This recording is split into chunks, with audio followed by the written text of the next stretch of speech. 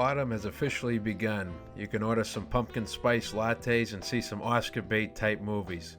Will Don't Worry Darling garner any awards? I don't know, but I do know that this movie isn't very good. As many of you may already be aware, filming for this project was apparently quite fraught.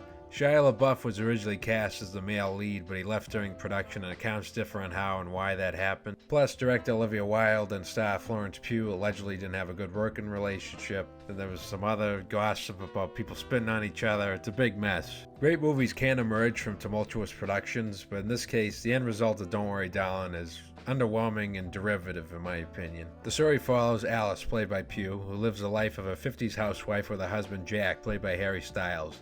Ultimately, though, she feels dissatisfied with her situation and believes that there's something nefarious about the community in which they live. I won't spoil the rest for everybody, but I already had a feeling where this plot was heading, given its similarities to other movies like The Truman Show and Pleasantville, to name a few. In particular, the toxic relationship and gaslighting that occurs between the husband and wife feels rather stale and rehashes beats from Rosemary's Baby and The Devil's Advocate. Even recent examples like Mother and Men from earlier this year depicted that kind of corrosive marital dynamic much more viscerally. Florence Pugh's performance is definitely the strongest element of this film. She's already done impressive work like in the trippy horror flick Midsommar and the great drama Little Women. She continues to be a standout screen presence here, even with weaker material. The same can't be said for Harry Styles, however, whose performance leaves a lot to be desired.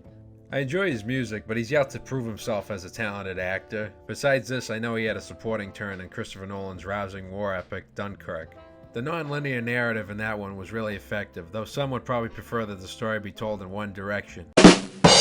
But anyway, Styles mumbles his lines most of the time and frequently has the expression of a blank Etch-a-Sketch. Then during the big dramatic scenes, he just seems really pouty. His emoting reminds me of Tommy Wiseau's performance in the movie The Room. And that's not really a compliment.